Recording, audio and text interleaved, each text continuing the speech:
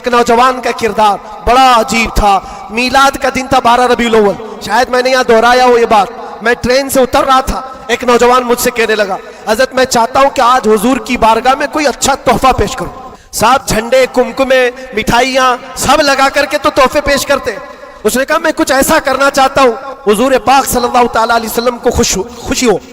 میں اتر رہا تھا, اچانک ذہن میں یہ بات آئی. کہا اللہ کے نبی کے اخلاق یہ تھے کہ وہ بوڑھوں کی مدد کرتے, ان کا بوجھ اٹھاتے تھے. مکہ میں حضور مشہور تھے اس بات پر.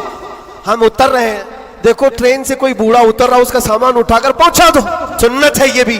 اور آج 12 ربیع الاول ہے, تم حضور کی بارگاہ میں خراج عقیدت پیش کر. یہ بات کہا اور میں گزر گیا. وہ جوان ایک بوڑھی عورت 2 بڑے بڑے شاپر لے کر آ رہی تھی, اس کے پاس گیا اور کہا کہ اماں جی مجھے دو, میں اٹھاتا ہوں.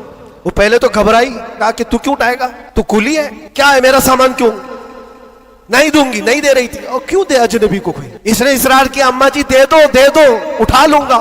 کہا اتنا کیوں کہہ رہا ہے بیٹا, تو سامان لے کے بھاگنا ہے, کیا کرنا ہے. اس نے صاف صاف سمجھا دیا, اماں جی بات یہ ہے آج 12 ربیع الاول کی تاریخ ہے, ہمارے پروفٹ محمد صلی اللہ علیہ وسلم کا جنم دن ہے, اور ان کی عادت تھی کہ وہ بوڑھے لوگوں کا بوجھ اپنے ہاتھ اٹھاتے تھے. میں چاہتا ہوں کہ ان کا عمل دہراؤں, ان کے اخلاق پر عمل کروں اور میں ان کی روح کو خوش کروں.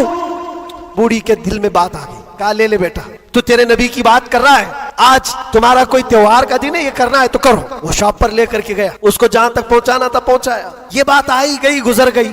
ہم بھی تو سوچتے ہیں کہ چھوٹی سی بات ہے. 6 مہینے گزر گنے کے بعد, 6-7 مہینے کے بعد اس نوجوان نے مجھ سے کہا کہ حضرت وہ بوڑھی عورت جس کا میں سامان اٹھایا تھا, وہ ابھی رابطے میں, کانٹیکٹ میں ہے, ابھی آئی اور کہہ رہی ہے کہ بیٹا 6 مہینے گزر گئے, اب تک میں تیرے نبی کا بایو ڈاٹا ہی پڑھ رہی ہوں,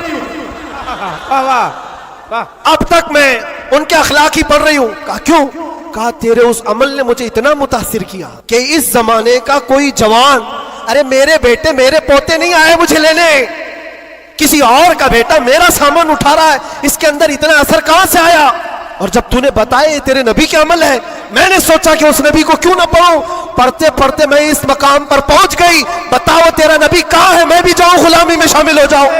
واہ واہ واہ واہ, سبحان اللہ. تمہارے اخلاق سے انقلاب آ سکتا ہے, تمہاری عادات سے انقلاب آ سکتا ہے, لیکن جب تم خود سیرت نہیں پڑھنا چاہتے تو دنیا تو پھر یہی تانے دے گی کہ آتنکوادی ہیں, یہ دہشت گرد ہیں, ان کے منہ پر تھپڑ مارنے کا طریقہ یہی ہے.